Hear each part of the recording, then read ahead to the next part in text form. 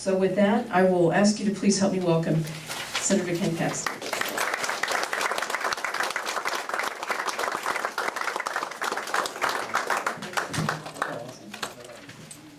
Well, it's really great to be here.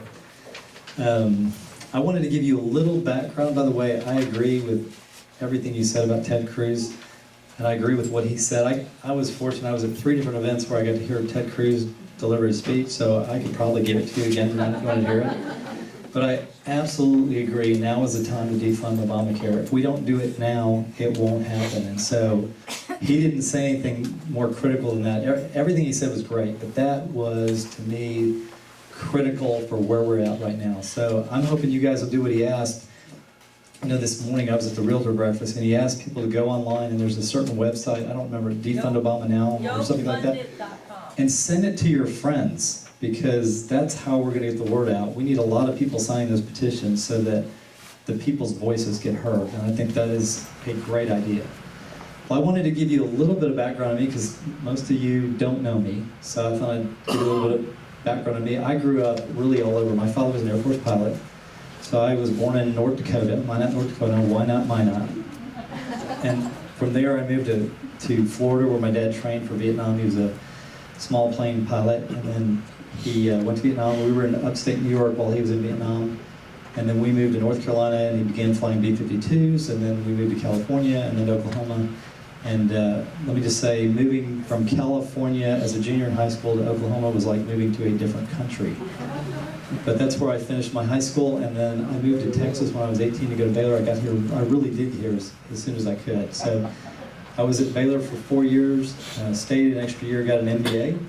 I met my wife Angela there, who was a mathematical science major, and very bright. She told me when we got married that she wanted to write a book, and she had the title. The title was, "One of Us Has to Work and It Shouldn't Be Me." She still hasn't written that book. And she had another little saying in high school, "You can't be young forever, but you can always be immature." She's tried to live by that. Now, she's awesome. We have 4 children. Tucker, who's 20, he's a computer science major at Baylor. And then his sister Abby just joined him yesterday at Baylor as a freshman nursing student. She's going to follow in my dad's footsteps. She's doing Air Force ROTC. We're very proud of her. And then I have a 16-year-old who I have no idea what she's doing other than looking at other boys right now. And then I have a 14-year-old. She's going to be a missionary. So we are very blessed to have really just 4 outstanding children. And my wife has been amazingly supportive as I've gone off for 5 or 6 months at a time and work for $600 a month. So I've been very fortunate. We have lived in McKinney, Texas for the last 16 and a half years. And I've had the opportunity, after I got my MBA, we moved to Houston for a couple of years. I worked for a company called Arthur Anderson, which no longer exists. It wasn't my fault. And then after 2 years here, I decided I wanted to go to law school. We went to the University of Virginia. The University of Virginia is a great law school. It's founded by Thomas Jefferson, so I had the opportunity to really study under some amazing professors. While I didn't always agree with them politically, they were really, really smart guys. I got to go to a very good law school. We moved back to Texas as quick as we could, and I started practicing law in Dallas, and that's what I've been doing for the last 22 years. And really just have had a great career in practicing law. I really had no intention of getting involved in politics. Shortly after moving back from University of Virginia, we moved to DeSoto, Texas for a couple of years. And on a flight back from DC, I was on a flight with K. Billy Hutchison and Martin Frost. Does anybody remember Martin Frost? Really liberal Democrat, 3rd ranking. Well, he was my congressman. Well, they were in first class and I was in coach. That's, I'm sure, not unusual. But after we got off, I wanted to meet him because I had just moved to DeSoto. And so I went up to Congressman Frost and I said, "My name's Ken Paxton, I just moved to DeSoto. You're my I said, my name's Ken Paxton, I just moved to your district." And he said, "Well, how do you know you're in my district?" And I said, "Well, I live in DeSoto." And he said, "Well, not everybody in DeSoto lives in my district." And I said, "Well, I get mail from you and you're on the ballot." He said, "Okay." And he was just really rude to me. So that was my first interest in politics. I decided if I could ever do anything to defeat this guy, I would do it. And shortly after that, a guy named Steve Masterson was walking my neighborhood, And he said, I'm running for Congress. And I said, against who? He said, Martin Frost. I said, sign me up, what do I do? So that was my first race in 92. He didn't do very well. I got involved in the next race in 94. You remember 94 was a very good year for us, at least Republicans. I got involved in a really good race, and we came within 2 or 3 points of knocking out the third most powerful congressman. And I was supposed to leave DeSoto, but I stayed an extra 2 years to work on another race. And we lost that one. I lost to Martin Frost 3 times. But keep that in the back of your head. So we moved to McKinney, where we were asked to go start a plant church, and we moved up there.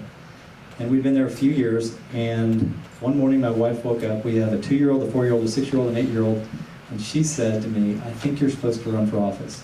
And I said, are you kidding? I said, you're at home with the kids, I work, I don't think politics pays well enough to cover this deal. And she said, I'm just telling you what I think. That day, I had lunch with a really good friend of mine from college, very involved in politics, and out of the blue, he said, Collin County, because of redistricting in 2000, it was 2001 at the time, was going to have 2 new state reps. He wanted to know if I'd ever thought about running for office. And I was looking at him and I said, did you talk to Angela? And he said, no. And I said, okay, that's very interesting. So I started paying attention and ultimately got in the race for state representative. And that session, we had to redraw the congressional lines. I'm sure many of you remember that fight where the Democrats, House members went to Ardmore, and the Senate Democrats went off to New Mexico, which was very irritating to me because instead of finishing at the end of May, I was telling Steve Toth, your representative, that we had to stay till October, which was not very much in my business plan of trying to make money. And one of the things we did was we redrew congressional lines, and they had the congressional lines drawn so that Martin Frost had a district. And I said, I will not vote for this map if Martin Frost has a district.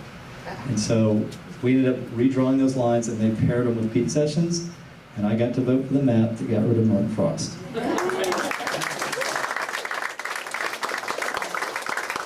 So, the lesson of that story is, be nice to everybody, because you never know where they're going to end up.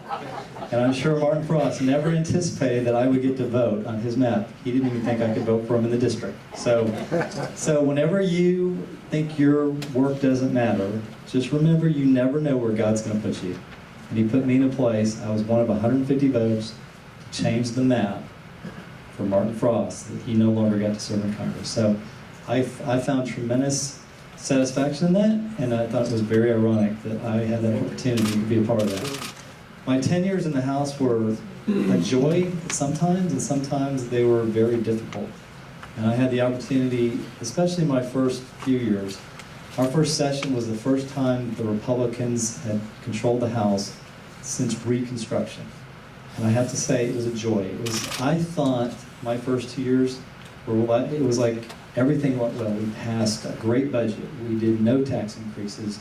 We balanced the budget with no new taxes, even though they told us as we went in that we had like a $10 billion deficit and we were going to have to raise taxes. We passed tort reform. We restructured health and human services, saving billions of dollars. It was like the perfect session. I went home thinking this is how it always worked. And then I came back. And my second session was nothing like my first. I ended up in really battles with my own party over certain issues, tax issues, budget issues. We passed a budget that increased spending 20%. I had to vote against my own party's budget. And I realized that it wasn't always going to be as simple as it looked the first session. And fortunately, over the next 6 years, we did some other really good things. And then we had this amazing occurrence where Obama came into office, and it changed our world forever. And I'll tell you what I mean by that. First of all, the House of Representatives went from 88 Republicans down to 76, and now we had 74 Democrats, and we had a coup in the House where 11 more moderate Republicans joined with 65 Democrats, and they switched speakers, and all the Republicans that had been Republicans all of a sudden weren't on good committees, and it was just, the whole House changed. The Democrats, even though they weren't in power, got greater assignments and had more control over the House, and that's the frustration we've been dealing with ever since. And the other thing that changed during that period of time was that the federal government became much more a part of our lives, our lives as legislators. Prior to that time, we dealt with state issues. After that, we dealt with federal issues. And more federal intrusion and just constantly dealing with the federal government involved in our legislature, from just EPA, redistricting. I mean, it's just unbelievable how many issues we were dealing with. So I ended up, next session, we had this amazing turnaround in 2010 where we went from 76 Republicans to 99. And I realized that we should be changing speakers. A speaker that was elected by the Republicans. And so I tried to find somebody to run. I could find nobody to run. And I remember after a week of searching among Republicans, trying to get somebody to run, I told my wife, I said, no one will do it. And she looked at me and said, you need to run. And I said, I don't want the job. She said, you need to run because these people entrusted the Republicans with doing the right thing, and if no one will stand up and take this fight on, then they're going to have a hard time ever voting for you guys again. And so I sat down with my family, we prayed about it, and I decided that I would seek a job that I had never thought I would ask for. It was a job that I didn't know for sure I wanted, because I never wanted a job where I had to report to other politicians. I always wanted a job where I had to report to my constituents. But the reality was that somebody had to take on the fight. And so we only had 2 months. I got in a race for speaker, and had Steve Toth been there at the time, I probably would have won, but he wasn't. And so, but we did take him on issues. We had, his first session, he had killed voter ID. He'd also killed the sonogram bill. We had not a good budget. We had many different issues, and I ran against him on those issues, and we were not successful. But the thing that did happen is most of those issues that I ran against him on, we passed. So we changed the debate, and in my opinion, that needs to continue to happen. We need to press the debate, no matter if he keeps running or not. So I was fortunate. My senator retired, and I got to move over to the state senate, and it was really a lot of fun, because in the Senate, for those of you who don't know, we have 31 senators, and we have a 2/3 rule. The 2/3 rule basically requires that there be 21 votes before anything can get to the floor for a vote. And so with 11 votes, you can stop any legislation. Well, it just so happened that the House was passing a fair bit of bad legislation. I think Mr. Toth would agree with that. And usually the Senate was the more liberal body, and everything would pass out of the Senate. But now we had, not only me, but 4 other conservative senators coming over from the House, and one was actually a new member. And with those 5 new conservatives, in addition to the 6, 7, 8 other conservatives, we were able to stop most bad bills that came out of the House and stop a lot of the bad bills that were coming out of the Senate. And they never got a vote. With 11 votes, you can keep it from ever coming through. And so it really was a pleasure to be a part of just stopping bad legislation, because in my opinion, you guys can live your lives. We don't need to be adding more regulation, more taxes, more difficulty to your lives. And so a lot of this legislation just needed to go away, and it did. So I was grateful to have that opportunity. The other thing that I think that was amazing this session, because the House was made up the way it was very difficult for the House to pass conservative legislation, because Representative Toth could file it, but if it was really good legislation, they had a hard time making it to the floor.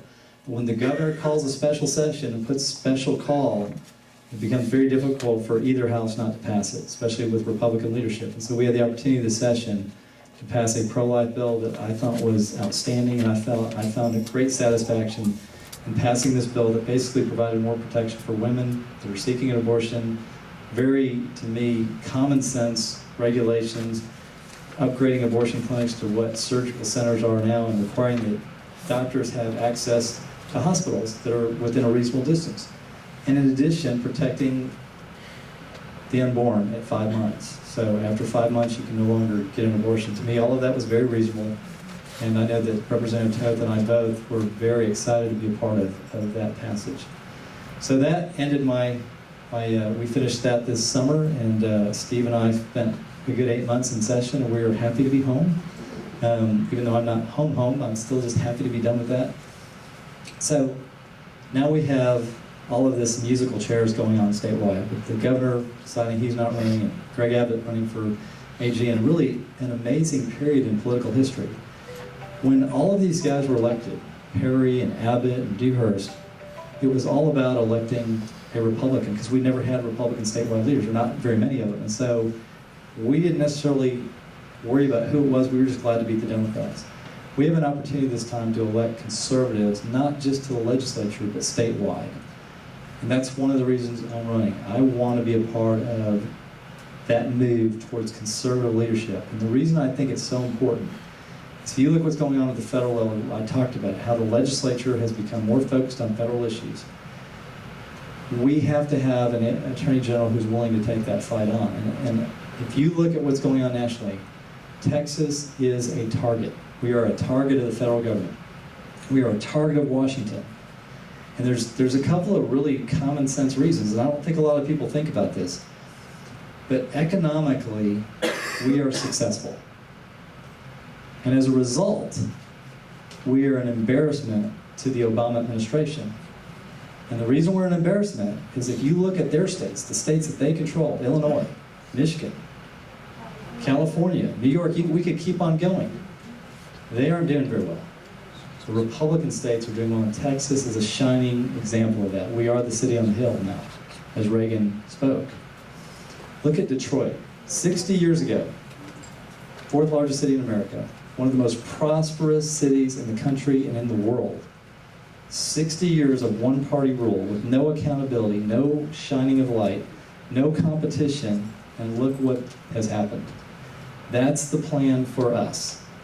If they can take us out economically, then they can start using us as an example. And secondly, politically, if you think about what happens if Texas goes Democrat, which is their goal, if we become a Democratic state, how do the Republicans ever win another election for president? And how do they ever control Congress? It can't happen. Because we're a large Republican state, we are the largest. If they can turn us, Battleground Texas turns us, and we become a Democratic state, game over. We become Detroit. No accountability, no competition, no hearings on corruption. We get Detroit, and that's the goal, and that's why what you're doing, the fact that you're here, is so critical. Not for me, but for our kids, for our grandkids, for you. We have to be a part of standing up and saying no. And that's why I am running, because Texas is critical to that fight. We are the fight. And that's why I looked at this a long time, because I really have enjoyed being in the Senate and felt like I was making a difference. But because of the fight, and because of the need for somebody to stand up and take the fight to the federal government, and make sure that we are doing everything we can to stop the intrusion, I got in the fight. And I did that because I have the record, the 12-year record. I've been one of the most conservative legislators in the state for 12 years. It hasn't gone up and down. It's been consistently conservative. This last session, we've already been ranked by 3 different groups. Texas Eagle Forum ranked me 100%. I was the only senator to score 100%.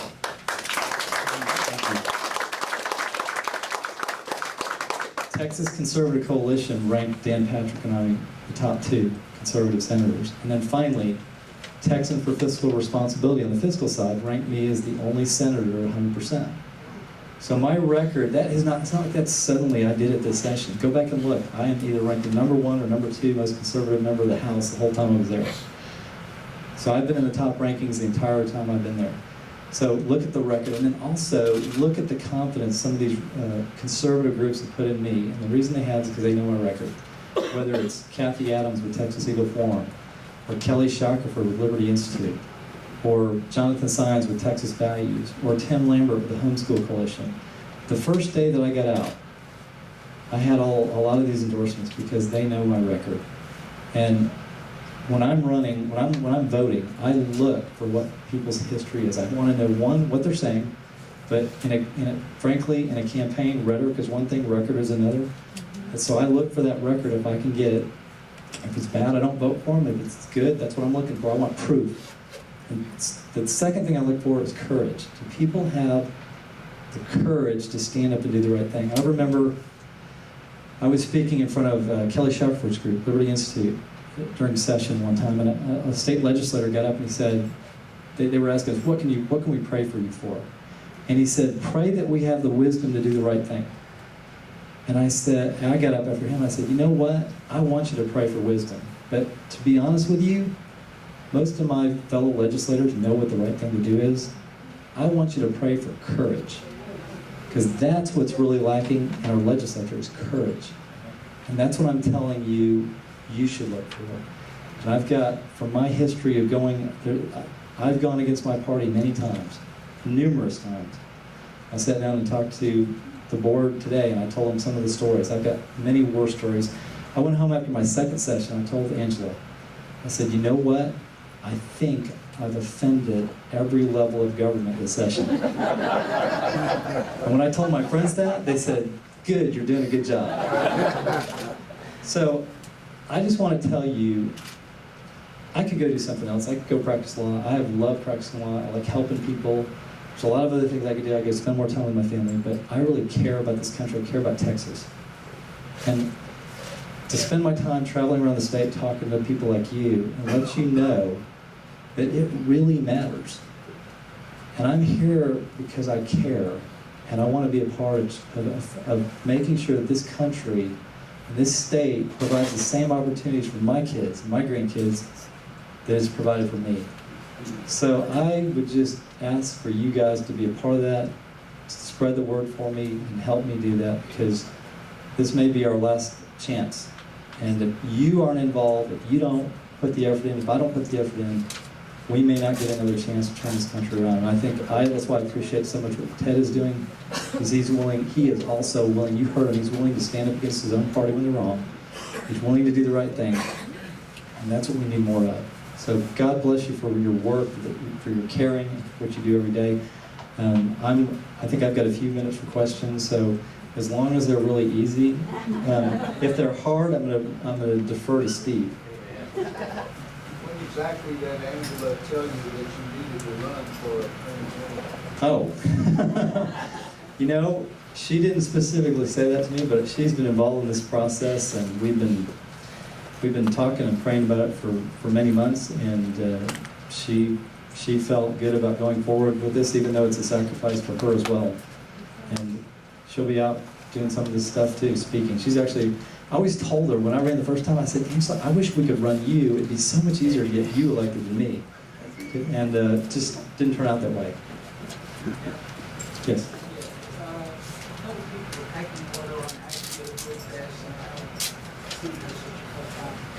You know what?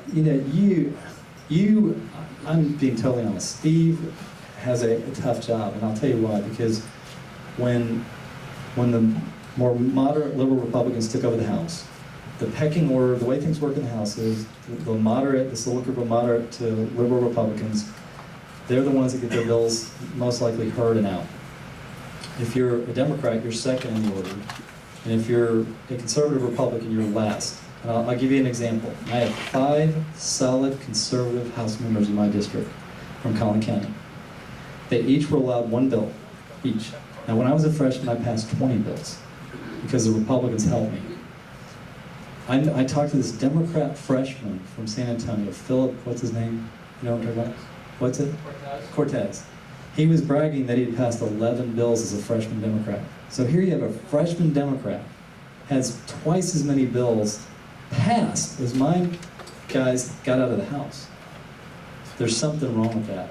And that's what Representative Toth has to deal with every day, the frustration of his own party standing in the way of good legislation that you would like. But he's limited because a few people in the House decide everything about what bills go to the floor. Unlike the Senate, we have a lot more ability to get bills out. But even with the 2/3 rule, I think it's easier to pass a bill in the Senate than it is for a conservative to pass their bill in the House. So it's a big deal, and his fight, what he's doing is admirable. Thank you, Representative Toth.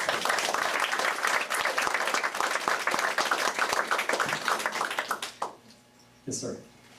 Talk to us for a little bit. I forget what the term is. Is it supremacy, where they say that a federal law always trumps state law or something of that nature? Talk to us about what your views on that are and how you'll deal with that.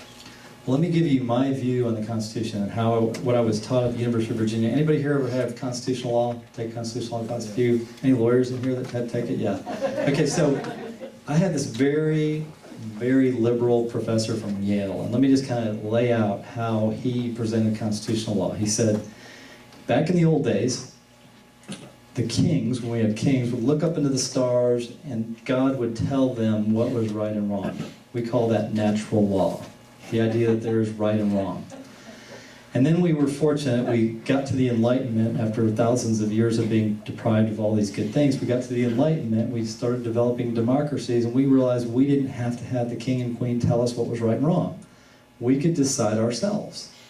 So that we don't have to worry about there being, this law that the king or queen tells us is right or wrong. There is no natural law. It's whatever we think is right and wrong. And so he led into this case law, and he started with Brown v. Board of Education, which many of you know is the case where they had to stop discriminating at schools. And he said, look, there's no precedent for this case, but how many of you would disagree that they got the right result, which was they desegregated? Well, who's going to say that that's wrong? And so he started there, and he took us through this line of cases, and he took us all the way to Roe v. Wade. And he said, okay, there's no case law, they made it up, they created a right that wasn't in existence, but this is no different than Brown v. Board of Education. There was no precedent, but they made a decision on what they thought was right. So his argument was, we should not be tied anymore to what the founders meant. Those guys are old guys from 250 years old. What we want is we want really smart judges to interpret the law based on today's cultural norms and values. So what does that mean? That means forget the Constitution. We're going to have a ruling oligarchy that tells us what the law is. They're unelected, they're appointed by the president. And that is what they taught us about constitutional law. And when we asked about the 10th Amendment, guess what they told us? Irrelevant. 10th Amendment, we don't discuss that. Wasn't discussed the entire time I was in constitutional law. So part of the big problem we have is these are our lawyers, these are our elected officials, these are our judges being trained to believe that the Constitution, and why is that? Well, the Constitution is a box. It is a box around the federal government. It confines power. And so if they can bust through the box and say the box doesn't exist or it's a bad idea to have the box, then guess what? They get to do whatever they want without any control, without any limits. And that's why you see this fight with Obama appointing judges and pushing this idea that we don't need to be confined by the Constitution. And you can see clearly that he doesn't abide by it in many cases. And so this idea that the supremacy clause rules in all cases is to me inaccurate. The Constitution is a box. Unless the power is specifically given to the federal government, it's with the states. And the problem is, the problem is they've been ignoring the 10th Amendment. But thank goodness for you guys, because it's the Tea Party that has brought the 10th Amendment back. And we have to have the 10th Amendment to continue this fight. So, very good question. Yes? I got up last night talking to this meeting that as Attorney General, you get to choose or select your own solicitor. And you did. Actually, I've made no decisions. It's interesting to me. I'm not necessarily one that plans everything after the election's over, because one of the things that I've noticed that people that make all those plans typically lose. So I try to focus on, I've got 6 months to win this election, and it's so critical that we elect the right person that I'm focused on this campaign. After March, there's almost a year to start planning for who's going to take what position. So my staff got frustrated when the last time I was running for the Senate. They kept wanting to know what they were going to do going from the House to the Senate. They wanted their assignments. Ben can tell you he was on the House staff, and I was irritating them to no ends because I didn't want to talk about it. Because I was like, it is useless for me to tell you what you're going to do if I lose. So let's not worry about that. Let's win, and then with all this stuff, you'll be happy in the end if I win. You will not be happy if I lose. So, yes, sir. One of the things that happened with me with the Attorney General Abbott's office was I filed about the clock to 12 and the TQ, Texas Environmental Quality Commission's decision to grant a permit for the sprawl that we have up the road here. And they told me they were there to defend your office. I was wondering what your position was, are it's the Attorney General's job to defend the state agencies from us, the general public. I disagree with that. I think what we have to look at is what's right and what's wrong. And if that's the only question, what's right and what's wrong? And I'm not there to defend any bureaucracy. I'm not there to defend anything other than what's right and what's wrong, and follow the law. So, yes, sir. Hi, Senator Paxton. Hi. It's a pleasure to meet you. Good to meet you too. I tell you, I've read about you, and Julie gets me over here, and they come 200 miles away, so come see you. Well, thank you. Yeah, well, I'm trying to get my kids together before we see I you. may not go back. Hey, I tell you, you Republicans, let me just pick it up from here. I did meet with Kevin Brady at the Walker County, at the Chamber of Commerce, a very small group there. There was some of us Democrats there, and we made a point that Kevin Brady, y'all have divided yourself so much, and you're not incorporating Democrats. He was there to promote the fair tax mostly. That was all. I don't remember the discussion on the other issue that he brought up. But I want to tell you, I know being a Democrat, Democrats are so difficult. They are so irrational at times, except for me. I tell you, but you're going to have to, isn't that an issue that you could, the fair tax, and everybody wants tax reform, it's just that. Basic tax reform. What do you say about working with Democrats? You know what? In the Senate, I had to work with Democrats to pass any legislation because it takes 2/3. We have 19 Republicans, and in order to vote on something, you have to have 2 Democrats. And so there were many issues that, initially I didn't have enough votes, and I had to work with Democrats to get my bills passed. And I was talking to the board today. I had a voter fraud, mail-in ballot issue that we were trying to get through, and all 12 Democrats were against it. So I went to Kirk Watson, very liberal Democrat. Often I can work with him, and so we worked out a bill that was probably about, I thought, 2/3 good for us. I lost about 1/3 of the bill. We actually put more stuff in there that I'm surprised they agreed to. But what was amazing about this, because all of our voter laws have been under scrutiny by the federal government, the negotiation gave me about 2/3 of what I wanted. It'll provide more protections from voter fraud and voter harvesting, which is good for our side. And we passed it 31-0, which means that Eric Holder's going to have a hard time complaining when all the Democrats voted for it too. So I've had to negotiate with Democrats, and it's all about strategy. I'm not willing to trade on my principles, but guess what? Reagan always said, I think Cruz quoted him, if you can get half a loaf, take it. I got 2/3 of a loaf, I took it. And so that's my deal. I want to move the process in our favor, and I did it. And I got to follow up with just one thing, because all these social issues, the sonogram and all, you Christian conservatives, you really got a basic division in the Republican Party and in the Tea Party. See, the Libertarians, you got it with Rand Paul and everything. For instance, my friend Jim Dahl here, he's always calling about all these sodomites around. And in the paper and everything on gay rights, are you for on his side, or are you from my side on the libertarian for gay rights? Well, I don't know what bill. I'm a proponent of marriage between a man and a woman. We have a constitution. It's in our constitution, and if I have the opportunity to defend that, I will defend it. Defend what? Our constitution, which requires marriage between a man and a woman in Texas.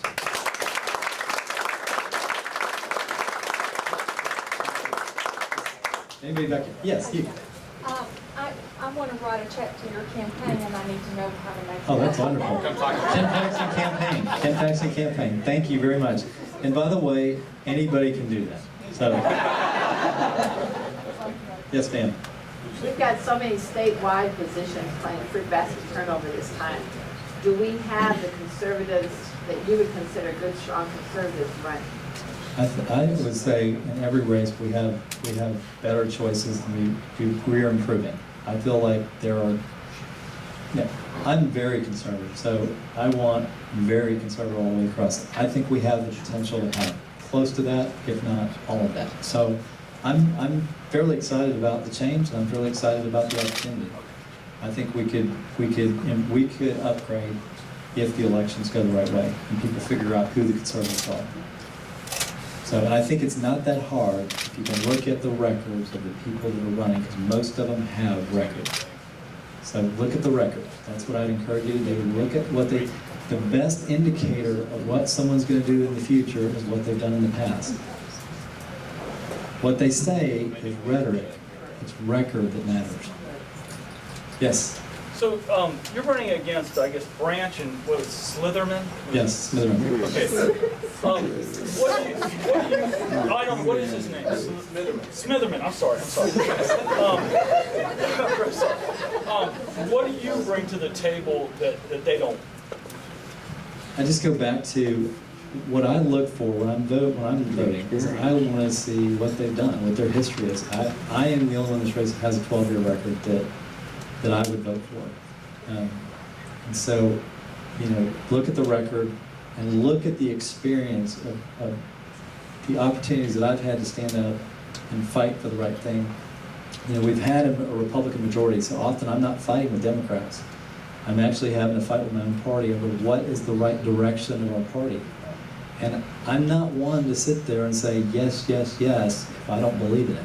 And I've had many opportunities to say, look, this isn't the right direction, and I'm not voting for it. And not only am I not voting for it, but I'm gonna try to stop it. I got a follow-on. So, but some of the other candidates there, one for railroad commissioner, can you explain to me the legislation that you passed and why? Can you explain why the governor didn't pass or signed off on it? I don't understand that. No, there was a bill that the legislature passed, which would have required commissioners when they run, if they announce they're going to run for another office, they have to resign to run.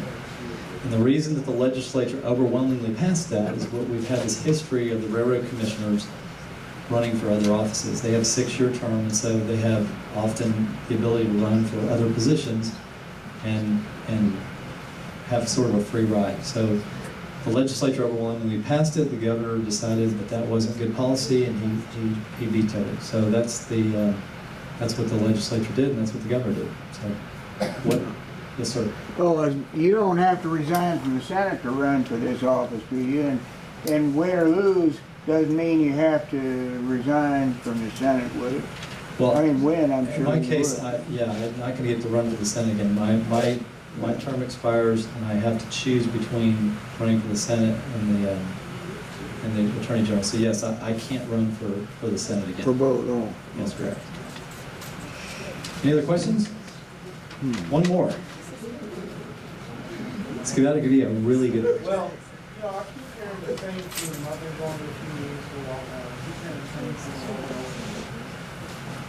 That the folks that are in control, whether they're Democrat or Republican, especially these days, don't seem to have the courage to stand up and do the right thing. Representative Coulter, yourself, you've done that over and over again. We've elected you guys and got you into office. How the heck can we get rid of these other guys?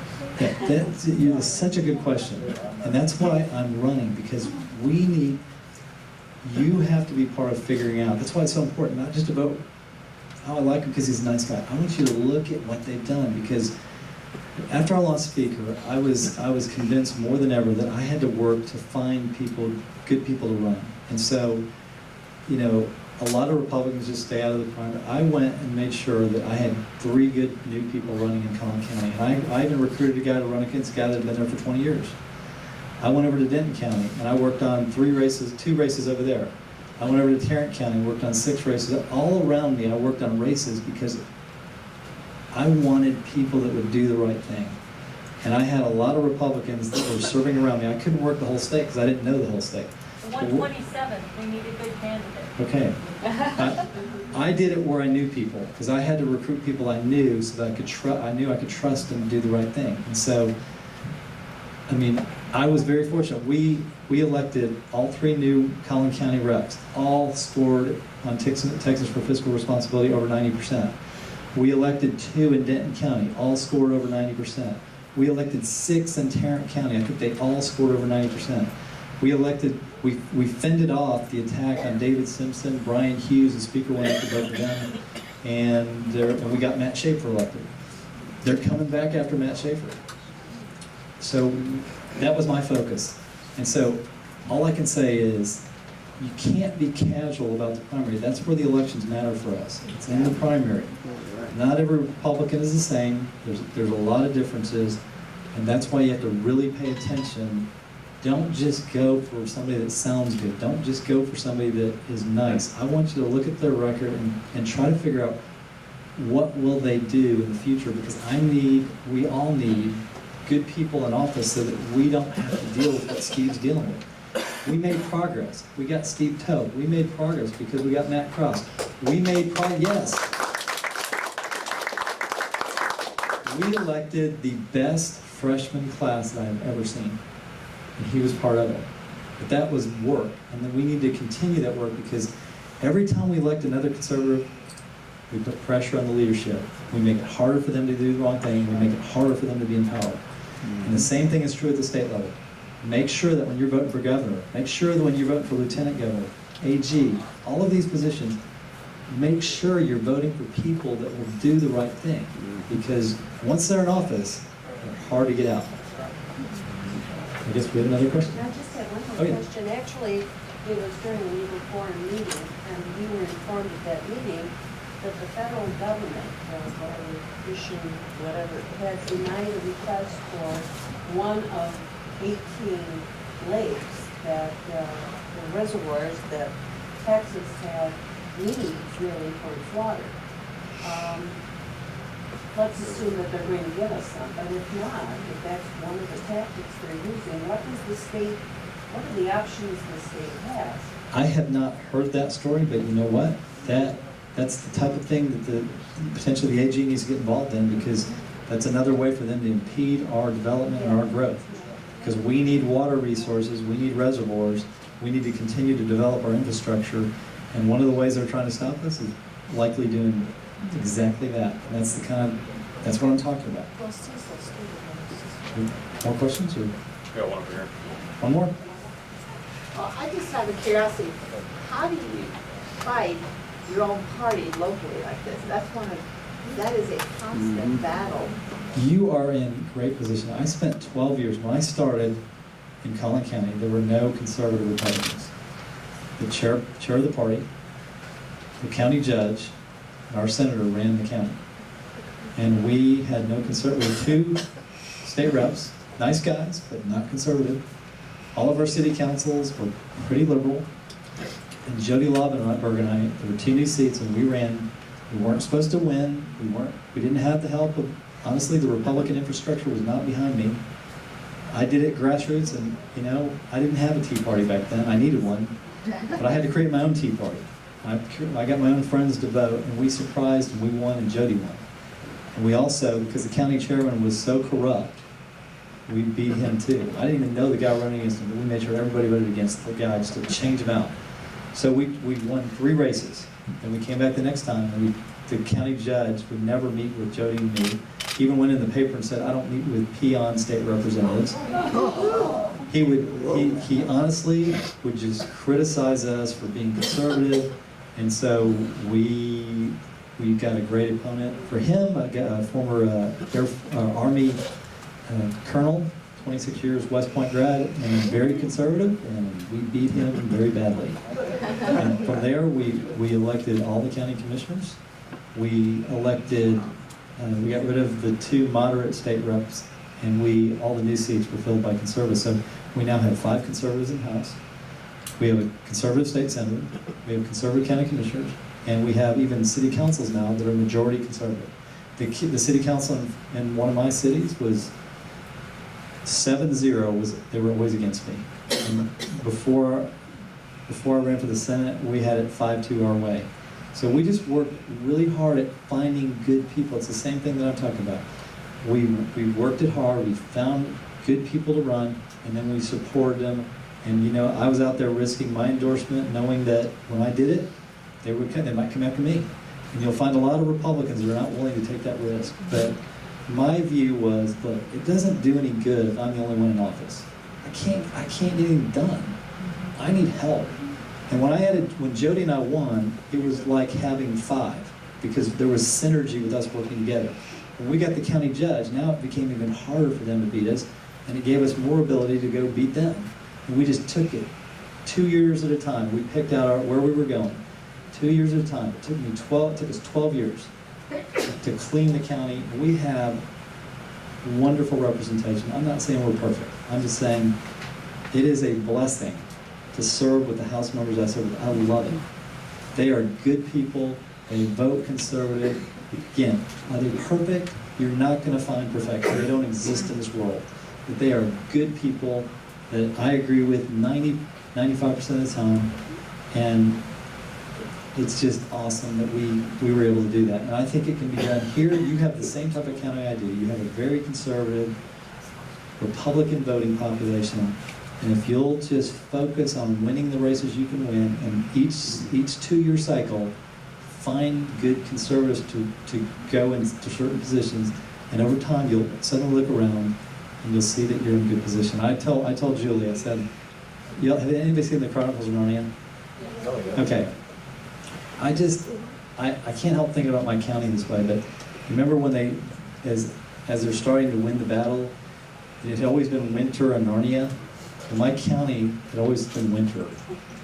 And over a 12-year period, spring slowly came. And now we have spring. We have good representation. We have people that care about the constituents, who aren't in this just for themselves, and they're there to serve.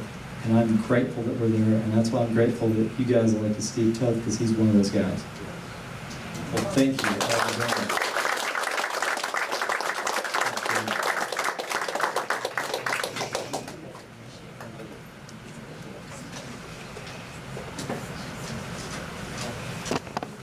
Politics is fun sometimes, isn't it? Oh, yeah. That's a pretty good idea, to keep working systematically to get more conservative. We ought to give that some thought.